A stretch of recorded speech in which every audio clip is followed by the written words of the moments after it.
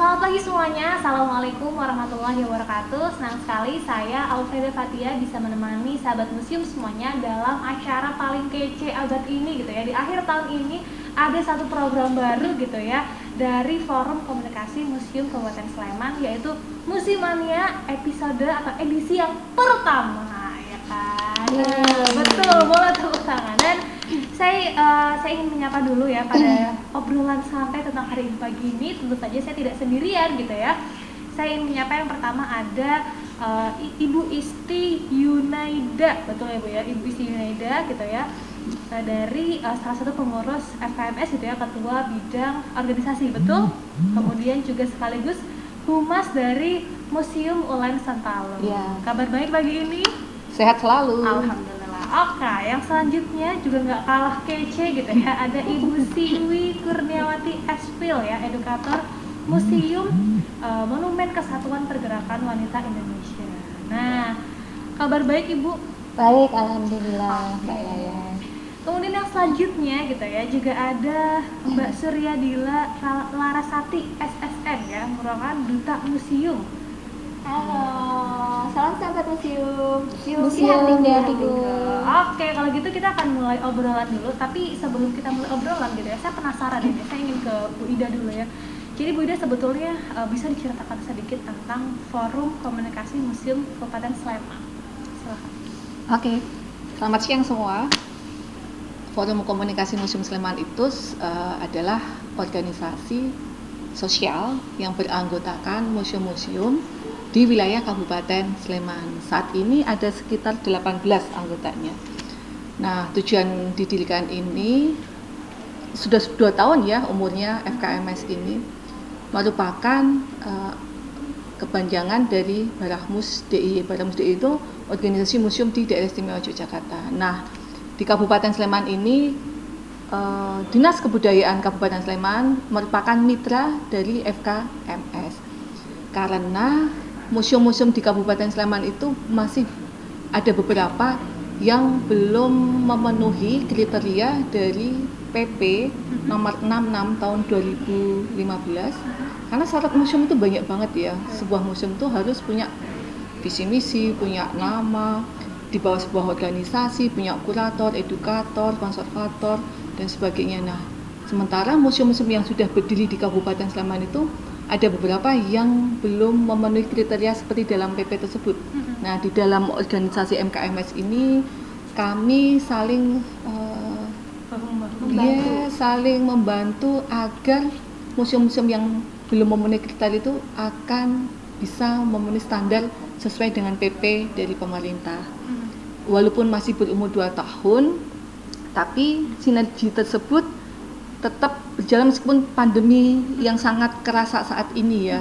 8 bulan lebih. Betul. Banyak museum kan tutup, ada yang sampai sekarang belum buka di wilayah Sleman ini. Jadi kami bersilaturahmi untuk saling membantu kesulitan dari rekan-rekan di tim Museum FKMS. Itu dia salah satunya dengan membuat channel sosmed, baik YouTube, Instagram maupun Facebook dari kegiatan FKMS yang ada di Sleman tersebut. Nah, kemudian Bu, kalau misalnya tadi udah cerita tentang Forum Komunikasi Museum di Kabupaten Sleman. Kemudian pertama muncul gagasan untuk bikin Museumania, Ibu. Nah, itu seperti apa awalnya? Ya karena pandemi ini kan kami tutup ya. Betul. Sementara kan proses edukasi harus jalan terus kan. Nah, tiap-tiap museum itu dengan sosmednya sudah banyak yang melakukan fungsi edukasi. Nah, maka museum-museum lain yang belum kami dorong dengan ada channel FKMS ini. Tak terelakkan kan tiap bulan nanti pantau terus ya channel kami FKMS. Tiap bulan tuh akan pindah-pindah di beberapa museum anggota FKMS tersebut. Jadi karena tanggal 22 Desember ini bertepatan dengan Hari Ibu yang merupakan embrio dari hasil Kongres Perempuan Indonesia yang waktu itu berlangsung di Yogyakarta, maka tuan rumah edisi perdana ini adalah Museum Kesatuan Pergerakan Wanita Indonesia yang berada di Jalan Lada Asti Sucipto. tadi Bu Ida udah membuka dengan luar biasa gitu tentang FKMS. Jangan lupa berarti di follow sosial medianya. Di mana Bu Ida berarti? Ada di FKMS_DIY, baik di YouTube, Instagram maupun Facebooknya. Follow terus ya FKMS_DIY. Sekali lagi ya, pastikan di follow FKMS_DIY. Oke. Selanjutnya kalau gitu, karena tema kita adalah membicarakan tentang Hari Ibu gitu ya, Bu Ida, Badila dan juga Bu Siwi, saya ingin langsung ke Bu Siwi kalau begitu ya. Kemudian seperti apa pergerakan wanita saat ini gitu ya, berangkat betul sejarah dari museum ini gitu ya, dan kemudian pergerakan wanita saat ini seperti apa? Baik, terima kasih Mbak Yaya atas waktunya. Selamat siang sahabat museum semua dimanapun kalian Anda berada. Sini saya berbicara di sini tentunya bukan selaku sejarah, bukan selaku ahli sejarah ya. Jadi kita akan membicarakan tentang sejarah Hari Ibu. Saya di sini sebagai edukator Museum Monumen Kesatuan Pergerakan Wanita Indonesia.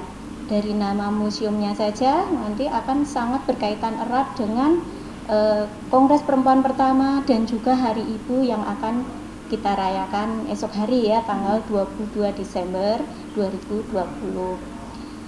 Baik, mungkin langsung saja sekilas sejarah ya, kenapa kok tanggal 22 Desember itu kita rayakan sebagai Hari Ibu di Indonesia ya, bukan Mother Day. Kalau Mother's Day itu yang dirayakan secara internasional itu berbeda latar belakangnya.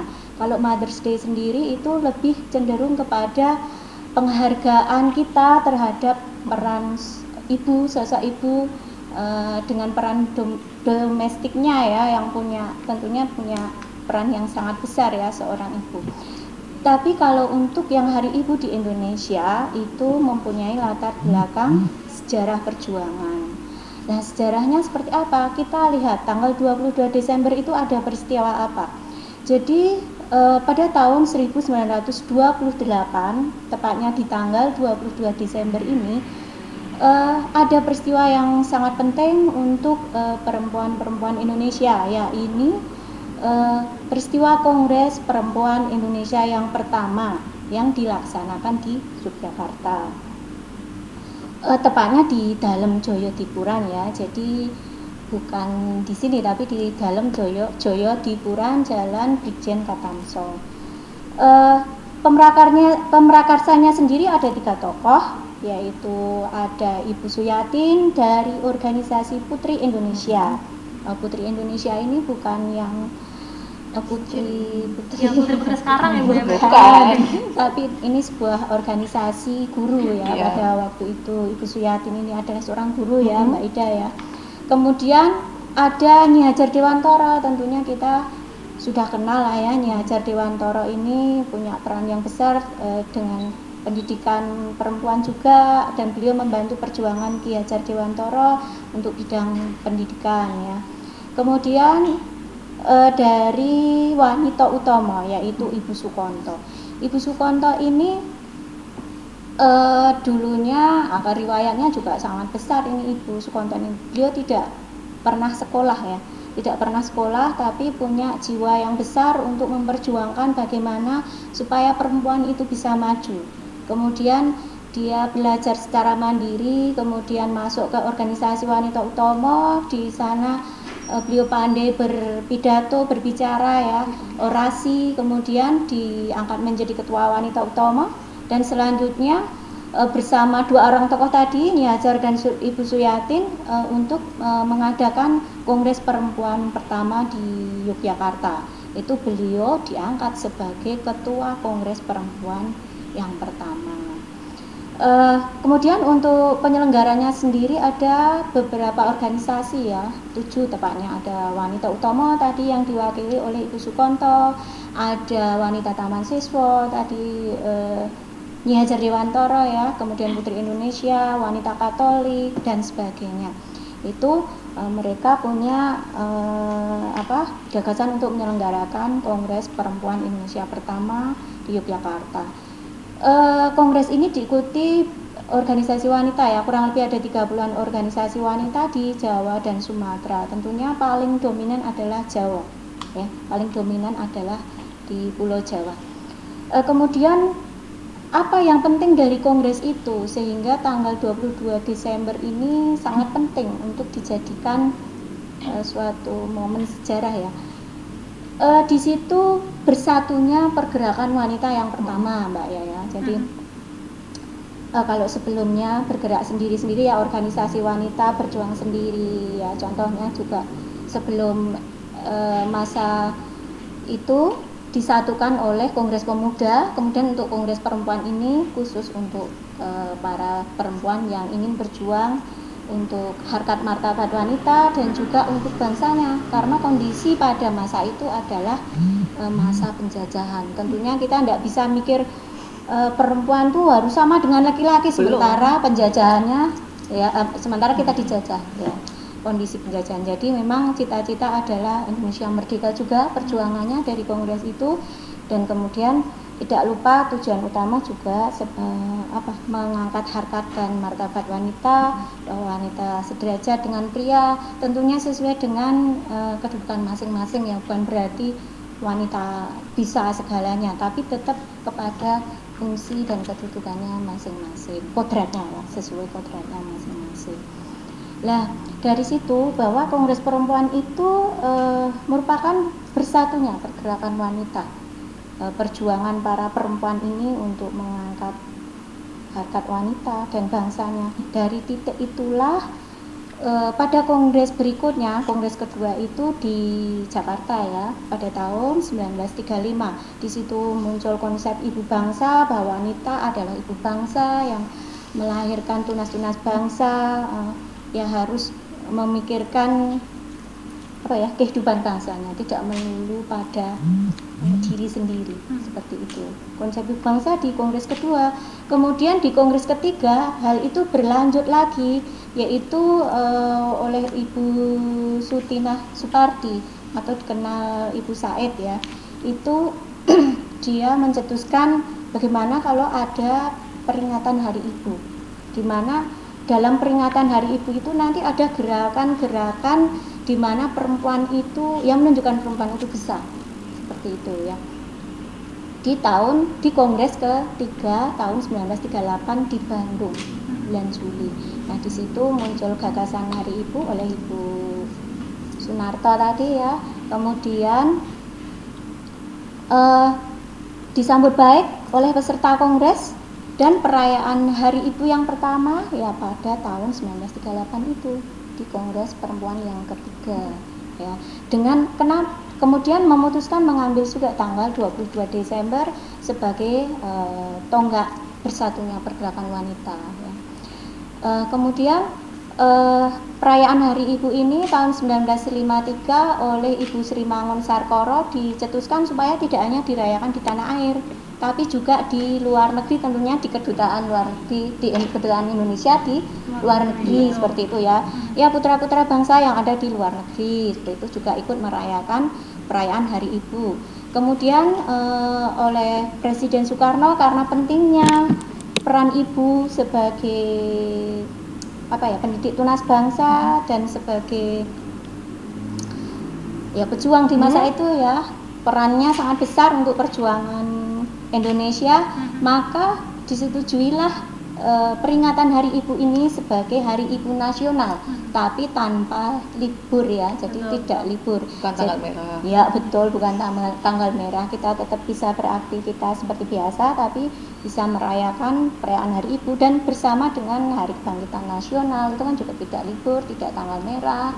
Hari Pendidikan Nasional itu ditetapkan pada tahun 1959 dengan nomor SK-nya 316 tanggal 16 Desember tahun 1959 bahwa Hari Ibu dirayakan secara nasional tanpa tanggal merah. Mungkin seperti itu ya untuk kilasan sejarahnya, Mbak Yaya. Monggo nanti bisa didiskusikan. Wah, jadi itu tadi ya teman-teman semua, sejarahnya atau ceritanya kenapa sih Hari Ibu itu ada di tanggal 22 Desember gitu ya. Nah, saya ingin lompat dulu gitu ya, kita lebih jauh lagi dari tahun yang sudah diceritakan oleh Bu Siwi, kita ke Bu Ida gitu ya Bu. Kita sekarang akan bercerita tentang permaisuri Raja-Raja Mataram gitu. Nah, monggo silakan. Tak terelakkan ya, karena hingga kini pun Mataram meskipun pecah menjadi 4 kerajaan, ada 2 di Jogja sama 2 di Surakarta, kerajaan tersebut tetap eksis, dan Jawa itu kan identik dengan kebudayaan Mataram karena dari rentang waktunya kerajaan Mataram Islam yang awalnya di Kota Gede, nanti ibu kotanya sempat pindah-pindah, itu merupakan kesinambungan dari kerajaan-kerajaan yang sudah eksis dulu ketika masa masih zaman klasik, yaitu Hindu dan Buddha. Jadi abad ke-4, abad ke-5 Jawa kan sudah berkerajaan, pertama dari Jawa Barat dengan Tarumanagara, nanti kita di Jawa Tengah ada dinasti Sailendra, nanti ibu kotanya pindah ke Jawa Timur, ada dinasti Isyana, kita kenal nanti ada Raja Airlangga, kemudian dinasti Rajasa, kita kenal nanti ada Kisah Arok, kemudian Raja Kertanegara, kemudian Hayam Wuruk dan sebagainya. Nanti muncullah kerajaan Islam yang di Demak, kemudian Demak Fall, jatuhlah nanti Mataram yang ibu kota di Alas Mentawai, yang itu disebut dengan Kota Gede. Perjalanannya nanti pecah menjadi 4 gara-gara perjanjian Giyanti ya. Pertama dulu Jogja dan Solo. Nah, raja-raja pada masa itu mempunyai pendamping-pendamping, mempunyai istri dan mempunyai permaisuri yang eksis, yang menjaga kelangsungan untuk ketersediaan pewaris, yaitu para raja-raja. Nah, inilah tugas seorang ibu, seorang permaisuri. Tak terelakkan kenapa raja mempunyai banyak istri di masa itu, karena kesehatan kan belum juga baik seperti saat ini ya. Ketika melahirkan, si istri, si ibu itu, istrinya raja meninggal dunia, bahkan juga anaknya. Itu kenapa lantas mindsetnya juga raja harus, tanda kutip ya, harus punya banyak putra, siapa tahu nanti kecelakaan atau apa gitu ya. Nah, fungsi pendidikan itu ada di tangan si permaisuri. Banyak loh kadang permaisuri tidak melahirkan seorang pewaris, dia hanya melahirkan perempuan. Kenapa Raja Mataram tidak bisa dijabat perempuan? Karena gelarnya kan Khalifatullah Sayyidin Panotogomo, bahwa raja juga sebagai pemimpin agama, bahwa raja harus menjadi imam, seperti itu, dan itu dijabat oleh seorang laki-laki. Makanya ada permaisuri melahirkan anak perempuan, beliau tetap lilo legowo mendidik anak dari selir suaminya yang laki-laki itu agar dapat menjadi pemimpin, agar dapat menjadi raja berikutnya. Contoh ada di Keraton Yogyakarta punya putri namanya Gusti Kanjeng Ratu Emas. Beliau putri dari Sultan Hamengkubuwono VII, menjadi seorang permaisuri di Keraton Surakarta pada era Sunan Pakubuwono ke-10. Sang permaisuri ini hanya melahirkan 1 putri. Toh tidak menyurutkan perannya sebagai seorang ibu, sebagai pendidik. Beliau dengan kebijaksanaan dan wawasannya yang luas mempersiapkan penggantinya, yaitu Pakubuwono XI. Pada masa beliau diangkat untuk menjadi permaisuri pun, ibundanya menurut saya pemikirannya sangat hebat sekali. Ibundanya adalah seorang permaisuri Sultan Habib VII, namanya Gusti Kanjeng Ratu Kencono. Di tahun 1912, jadi 108 tahun yang lalu, Gusti Ratu Kencono itu sudah berpemikiran yang nanti menjadi hasil Kongres Perempuan Indonesia 1928 tersebut. Karena salah satunya diantaranya adalah mengusahakan agar tidak terjadi pernikahan di usia kanak-kanak, agar wanita mendapat pendidikan yang layak. Gusti Kanjeng Ratu Kencono tersebut bisa meminta lilah, meminta waktu, meminta izin kepada Raja Surakarta Sunan Pakubuwono X agar putrinya diizinkan menikahnya nanti 3 tahun setelah pinangan tersebut. Karena ketika Sunan Pakubuwono X datang berkunjung ke Keraton Jogja untuk memilih salah satu putrinya Sultan Hamengkubuwono ke-7, yang dipilih itu waktu itu masih 14 tahun, Mbak. Masih 14 tahun. Maka sebagai bunda, Ratu Kencono itu meminta izin, bahasa Jawanya palilah dalem, agar Sunan Pakubono X, Raja Surakarta di masa itu bisa memberikan waktu agar sang calon permaisurinya mempersiapkan diri, baik mental, baik kemampuan, agar dapat mendampingi sebagai permaisuri raja dengan baik. Bayangin Mbak, permaisuri itu tugasnya banyak banget. Ketika sang raja mendapatkan tamu kunjungan dari residen, dari pemerintah Belanda, maka sebagai permaisuri dia yang mendampingi sang raja. Permaisuri harus bisa unggah-ungguh etiket Eropa karena Belanda dengan bahasa Belandanya. Maka seorang permaisuri harus bisa Holland spreken, harus bisa table manner Mbak, wawasannya harus luas, diajak bincang-bincang harus nyambung. Ya kalau enggak, garing nanti kayak wih, baik. terus nanti dirasain kayak gitu permaisuri anjing toh. Betul. Nah, maka sebagai bunda, Ratu Kencana itu berpikir, aduh, putriku tuh masih 14 years loh, masih 14 tahun. Oh, muda banget gitu nggih. Dan imut-imut sekali Gusti Ratu Emas tersebut. Makanya sang ibu yang merasa sayang ya, maka akan mendidiknya dengan memberi lecture, dengan memberi kayak homeschooling itu ya, pendidikan privat, ada les tambahan, bagaimana nanti dia berstyle, berkostum. Karena nanti ya Mbak ya, kalau dapat kunjungan-kunjungan itu, misalnya dapat undangan menghadiri pesta panen raya mangga di desa mana gitu. Panen raya mangga. Nah, Oke. desanya kan jauh toh Mbak. Iya. Nggak mungkin nanti ke desa yang masih kerikil-kerikil itu pakai high heel. Ya, betul. Nanti nyungsep gitu. Nggak mungkin toh nanti ke desa tersebut ngagem tas Hermes ngaten toh. Nah, jadi permaisuri pun harus empan-papan. Ketika mendapat undangan yang di tempat-tempat agak pedalaman, beliau akan tampil sederhana. Kostumnya dengan baju lurik misalnya, perhiasannya yang berlian kayak gini-gini. Enggak diagem. Berlian-berlian besar itu diagemnya di dalam keraton atau ketika Tedak Loji menghadiri acara di istana gubernurnya pemerintah Belanda. Jadi itu kan kemampuan yang harus diasah, diolah, dipunyai seorang figur permaisuri. Enggak hanya beliau tampil cantik aja loh. Beliau harus mempersiapkan penggantinya raja tersebut. Contohnya tadi Gusti Ratu Emas Permaisuri Pakubono X yang notabene putrinya Sultan Hamengkubuwono VII itu hanya melahirkan satu princess loh, satu putri. Jadi nggak bisa menjadi putra mahkota kan. Makanya beliau tuh hatinya seluas samudera tadi, baik dan bijaksana, memberikan kesempatan kepada putra-putranya untuk dapat sekolah ke negeri Belanda. Pakubono X banyak sekali putranya yang belajar di Belanda ya. Ada Kasat RI yang pertama, Jenderal Jatikusumo, belajar di Breda. Nanti ada Pangeran Hadinegoro, kuliah di Delft, ngambilnya arsitektur. Yang masa itu kan agak jarang-jarang toh. Ya. Nah, semua itu Ulang Sentalu preserve, Ulang Sentalu menyajikan kisah para permaisuri yang menjadi putri-putri di tembok keraton Mataram, baik Jogja dan Surakarta, untuk dapat diketahui para khalayak ini, para awam, para masyarakat umum, bagaimana peran mereka di zaman kerajaan yang aturannya sangat ketat, toh tetap eksis, bisa melanjutkan perjuangan dari para putri-putri ini. Itu menurut saya hebat banget ya. Jangan dikira putri Jawa itu kesannya cuman apa ya Mbak, dandan gitu ya, duduk manis, abdi dalamnya banyak. Oh tidak, mereka tuh harus punya kemampuan. Kemarin banyak sekali contoh di Kadipaten Pakualaman nggih.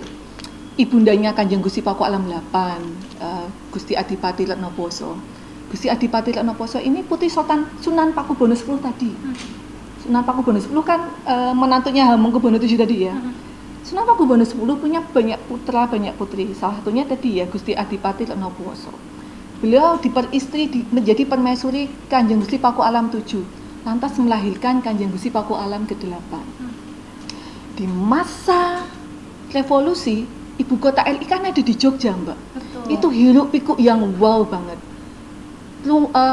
Rumah pangeran, baik keraton, Kadipaten Pakualaman, itu menjadi rumah para pejabat NKRI, ada menteri, duta besar dan sebagainya, kantor-kantor jabatan dan sebagainya. Belanda kan melancarkan agresi militer pertama, militer kedua. Nah, pasukan kita itu kan nanti bergerilya. Nah, Gusti Adipati ini banyak mendirikan posko-posko sosial ya. Beliau meminta para kerabat Paku Alaman untuk ayo nyumbangin bekal untuk tentara ini bergerilya. Loh, itu kalau enggak pemikirannya yang wow kan enggak mungkin. Dan Kanjeng Gusti Adipati Paku Alam ke-8 ini bisa eksis menjadi wakil gubernur DIY terlama dalam sejarah pemerintahan Indonesia loh Mbak. Dari tahun 45 sampai wafat 98. Itu karena peran bundanya. Wakil gubernur terlama dalam sejarah Indonesia adalah Kanjeng Gusti Paku Alam 8, 54 tahun Mbak. Wah, Beliau meninggal sampai usia 88. Karena didikan bundanya, sang bunda itu mendidik sedemikian rupa. Beliau tuh wanti-wanti, wasiat gitu nggih. Apapun yang terjadi, selalulah berkaca, selalulah mengikut, selalulah mengikuti titah ngaso dalem Sultan Hamengkubuwono ke-9. Maka kalau Indonesia dikenal Dwi tunggalnya adalah Soekarno-Hatta, di DIY kita mengenal Dwi tunggalnya Sultan Hamengkubuwono ke-9 dan Kanjeng Gusti Paku Alam ke-8. Mereka bahu-membahu gubernur dan wakil gubernur yang jabatannya sampai diemban meninggalnya. Dan DIY hingga kini tumbuh sebagai city of culture, city of tourism, city of education dan sebagainya. City of museum pengen loh kita akan membahas. Itu semua ada di Yogyakarta kan, dan itu nggak terelakkan dari peran para permaisuri ini yang mereka behind the scene. Mereka nggak menonjol Mbak. Iya, saat itu tidak tampak ya di belakang pokoknya ya gitu ya, di belakang sekarang ya mendorong gitu ya. Karena kan putri-putri di keraton dididik untuk tidak show off ya. Iya, betul. Jadi mereka itu berjuangnya lewat Di belakang layar. tapi gitu gile Mbak, pemikirannya mereka sangat maju iya sebenarnya. dan hatinya mulia sekali. Betul. Orang kalau nggak berhati mulia nggak akan punya pemikiran bagaimana menyiapkan generasi penerusnya sedemikian rupa tanpa mempertimbangkan bahwa itu bukan putra yang aku lahirkan loh. Betul.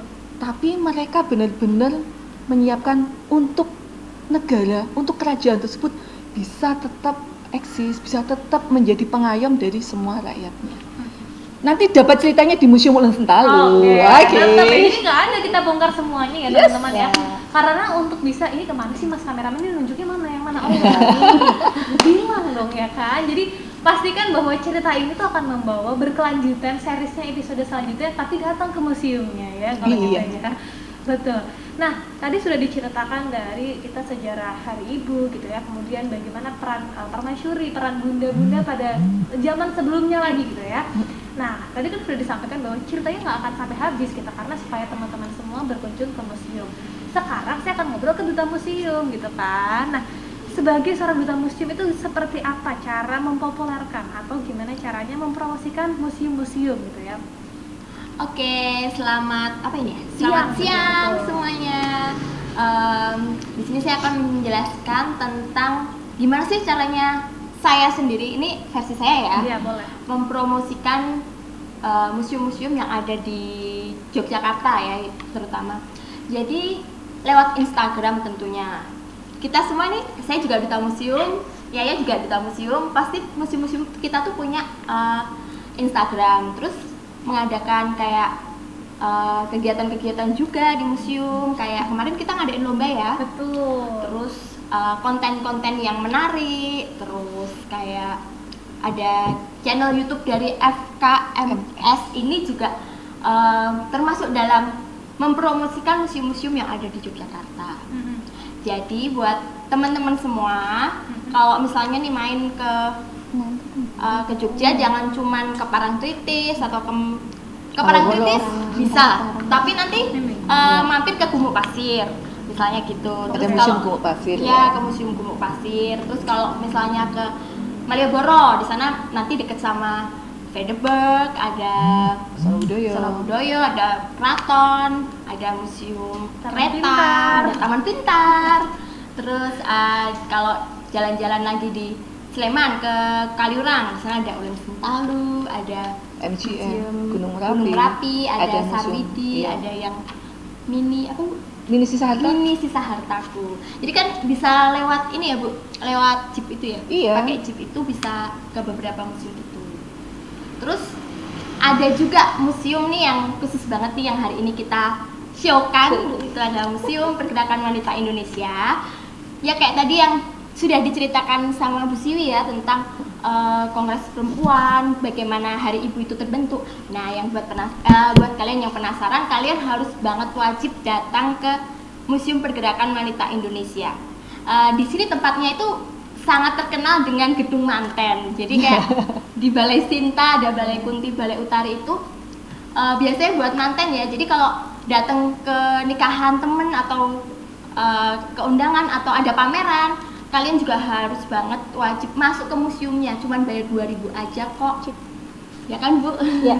Terus nanti ketemu sama Bu Siwi, ketemu sama Bu Dwi, nanti bisa ketemu saya, nanti dijelasin tentang sejarah wanita.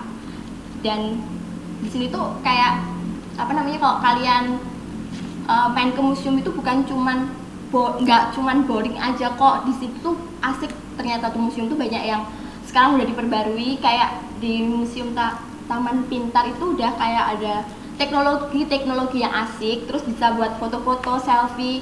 Di Monjali juga ada apa Pak? Ada kayak apa namanya, tempat-tempat untuk selfie kayak gitu-gitu.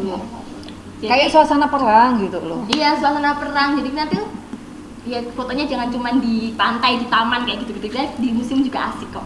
Ya. Gitu. Jadi kita harus kita terus memperbaiki museum-museum yang ada di Yogyakarta biar teman-teman semua bisa datang ke sini, tertarik datang dan dapat ilmu serta pengalaman yang asik. Oke, jadi secara keseluruhan adalah kita bisa mengalihkan gitu ya wisatanya dari yang tadi ke pantai, bisa mampir sedikit ke wisata-wisata yang edutainment gitu ya, karena tadi nggak hanya entertain aja tapi juga mengedukasi gitu ya, dan pasti pulang tuh nggak hanya bawa foto aja gitu kan. Iya. Kalau ke pantai pulang bawa foto aja, tapi Iya. kalau ke museum pulang foto iya, oke, kece, ilmunya juga ada gitu ya. Banyak banget. Betul. Nah, tadi udah cerita sedikit gitu ya, gimana caranya Mbak Dila sebagai duta museum untuk mempromosikan museum, gitu juga museum-museum bagaimana mempromosikannya. Saya ingin kembali ke Bu Siwi lagi. Tadi kita udah cerita tentang sejarahnya gitu ya. Tadi yang sempat pengen saya tanyain adalah tentang pergerakan wanita ketika diversikan ke yang sekarang itu seperti apa?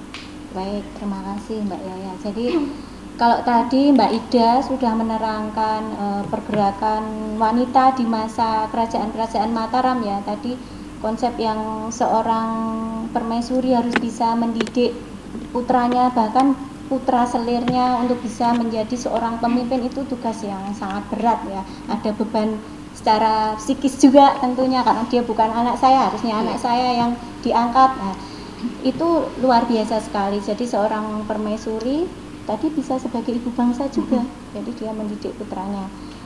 Kemudian kalau di masa lalu tadi sudah saya ceritakan, saya terlupa bahwa di Kongres Perempuan Indonesia pertama itu juga lahir badan organisasi wanita se-Indonesia, yaitu KOWANI ya. Sekarang yang bergerak dan berkongres berorganisasi itu adalah KOWANI atau Kongres Wanita Indonesia. Jadi organisasi wanita di Indonesia tergabung dalam KOWANI.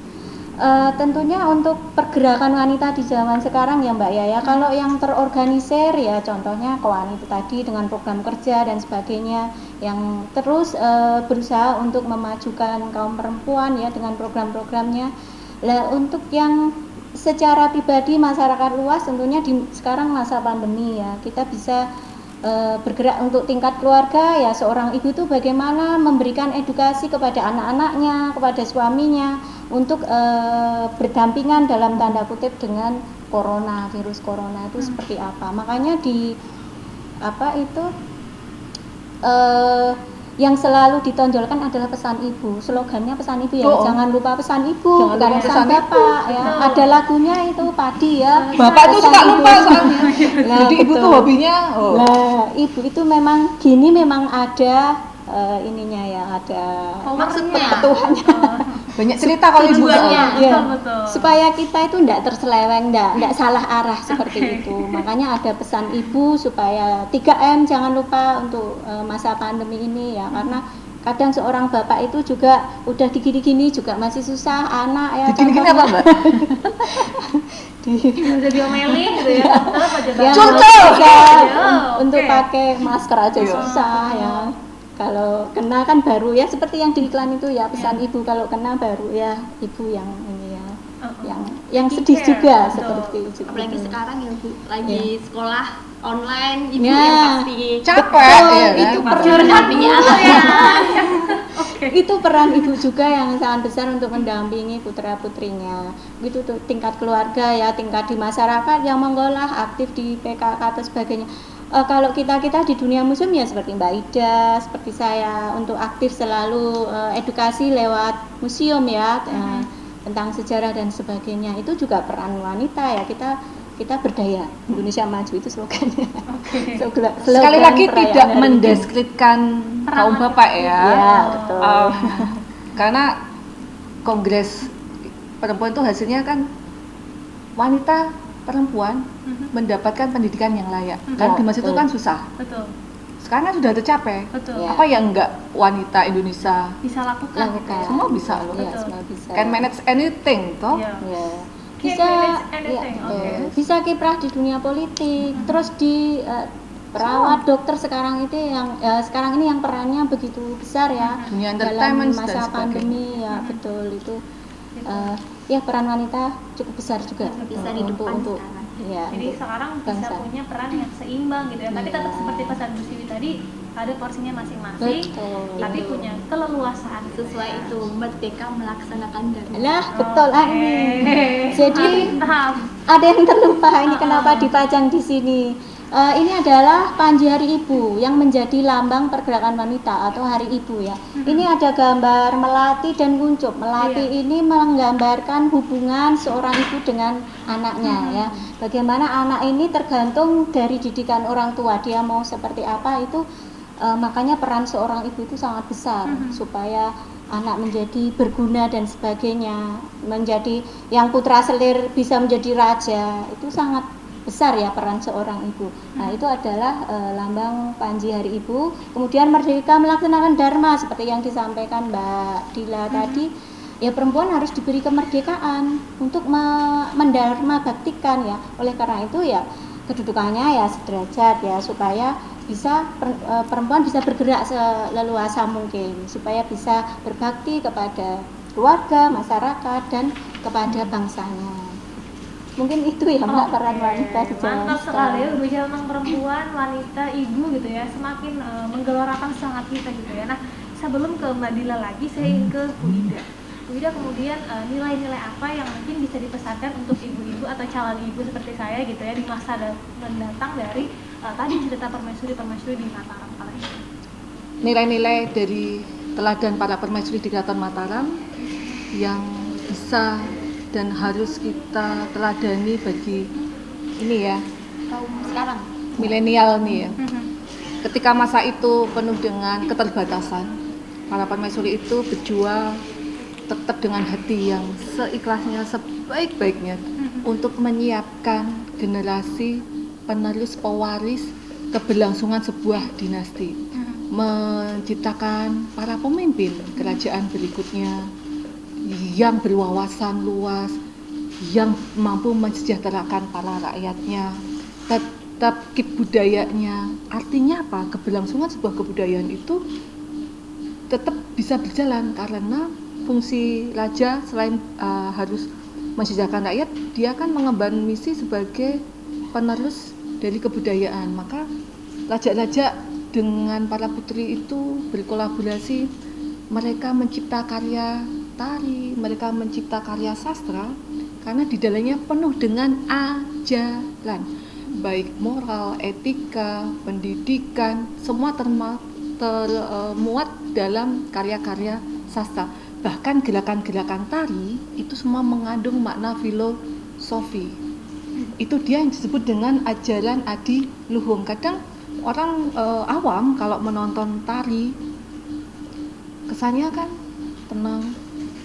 Kalau anak mereka kadang ngomong bosen, oh tidak, di situ penuh dengan muatan filosofi ajaran-ajaran.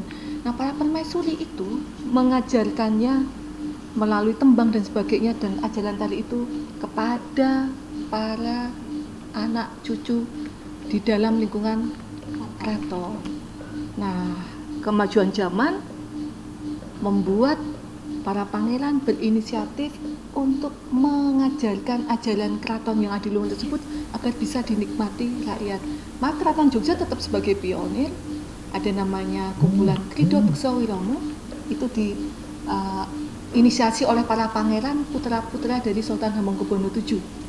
Nah, mereka mengajarkan, menularkan budaya-budaya dari keraton tersebut agar rakyat bisa mempelajarinya.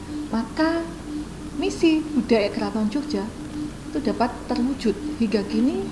Di Jogja ini baik kehidupan modern maupun kehidupan berbudaya yang dari warisan dinasti Medang di abad ke-6, abad 7 Masehi tetap bisa berlangsung.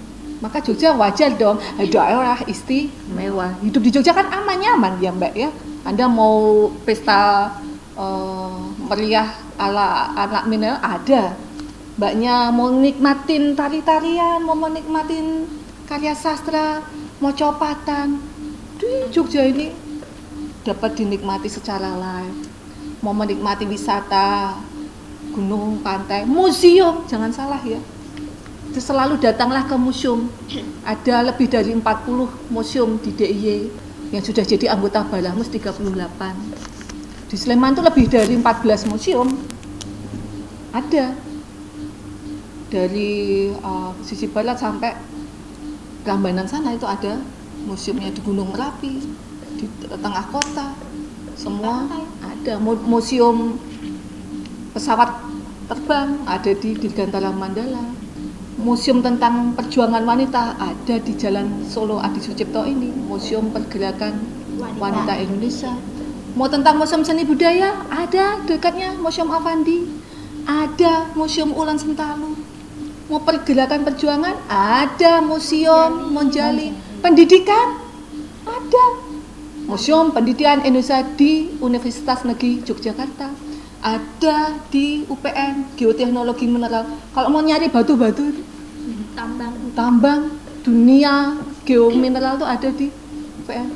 Tentang kehebatan Merapi ketika lagi eksplosif, nah ada Museum Mini Sisa Hartaku.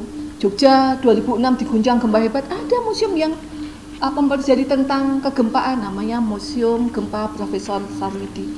Masih banyak lagi. Juga ketika peristiwa 65 ada G30, ada peristiwa seperti itu. Di daerah Kentungan di Sleman ini ada Museum Pancasila Sakti. Mau tentang dunia air nanti ada di Wahana Jogja Museum Butterfly. Semua ada di Sleman. Museumnya banyak sekali. Itu satu hari diekspor nggak habis. Ayo datanglah. Mau tahu tentang princess tentang Pun Mas Yadi, datanglah ke Ulan Sentalu ya. Hari Senin tutup, Selasa sampai Minggu. Dari 8.30 sampai 15. Begitu Mbak? Baik, itu sudah sekaligus closing statement ya dari Bu Ida. Selanjutnya saya mau sebelum ke Bu Siwi ke Mbak Dila dulu. Mau berikan closing statementnya apa? Tentang museum ya ini. Jadi teman-teman ya kayak yang tadi saya bilang, jangan mikir museum tuh boring, karena museum sekarang itu udah oke, tempatnya bagus, bersih, terus pengalamannya tuh sangat baik untuk edukasi kalian, untuk pengalaman apa ya, kayak kehidupan ke depan. Jadi kalau kita belajar dari masa lalu pasti kedepannya akan lebih baik. Terus untuk selfie, untuk main-main magic apa ya, magic itu Jalan-jalan lah ya. Jalan-jalan tuh oke banget di museum. Jangan lupa ke museum yang ada di Yogyakarta ini ada lebih dari 40. Lebih dari 40. Di Sleman lebih dari 14. Jadi kalau jalan-jalan jangan sekalian aja mampir ke museum, karena kayak di gunung, kayak di pantai itu pasti ada museumnya juga, di kota juga ada museumnya. Mampir. Oke, itu dari Mbak Dila. Terakhir dari Bu Siwi, silahkan.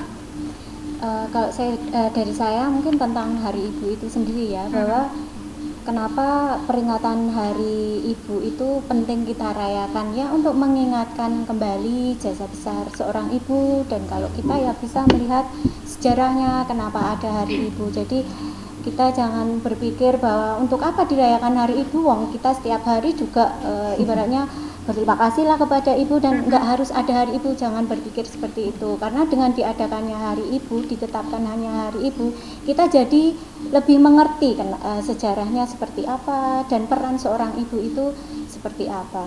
Mungkin itu, jadi kita untuk generasi milenial siapkanlah menjadi seorang ibu yang baik, dengan banyak belajar ya, menuntut ilmu, nggak hanya tentang ilmu yang yang umum teoritis ya, tapi juga bagaimana cara kehidupan hidup sehari-hari. ya betul, berumah tangga seperti apa, itu penting loh itu. Mungkin itu saja, terima kasih. Oke, dan kalau begitu, kalau kita sudah mendengar kesehatan dari Bu Ida, kemudian dari Bu Siwi dan juga Mbak Dila, kita sudah ngobrol kurang lebih 1 jam ya tadi tentang Hari Ibu dan perjalanannya tadi, mulai dari cerita kenapa sih ada Hari Ibu di tanggal 22 Desember, kemudian bagaimana kita bisa mengambil nilai-nilai dari permaisuri Mataram gitu ya.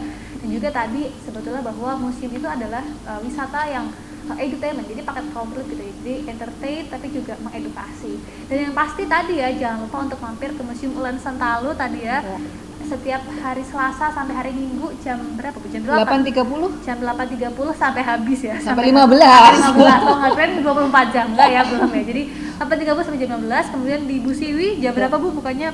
Jam Museum 8 sampai pukul 15. Oke, jam 8 sampai pukul 15. Senin sampai Sabtu. Oke. Minggunya tutup kalau di minggunya tutup, tempat saya kalau Senin. Senin. Oke. Gitu ya, dipastikan jangan lupa untuk follow juga tadi Instagramnya museum mana Bu? Museum Ibu, silakan Instagramnya tadi. museum.pergerakan.wanita.indo. Oke, kalau Ibu museumnya di mana? @Ulen Sentalu. Oke. Oh ya, jangan lupa follow juga Instagram Duta Museum @dutamuseum.diy, karena di situ banyak banget info-info tentang museum yang ada di DIY. Oke, kalau gitu sudah berakhir kita pada obrolan hari ini. Tentu saja Museumania nggak hanya hari ini ya, masih ada di episode-episode selanjutnya. Jadi pastikan ditunggu dan juga ditonton dan disebarluaskan gitu ya, karena bisa memberikan informasi-informasi yang inspiratif. Kalau gitu, salam sahabat museum, Museum di hati. Sampai ketemu lagi, saya akhiri. Assalamualaikum warahmatullahi wabarakatuh. Sampai jumpa. Waalaikumsalam.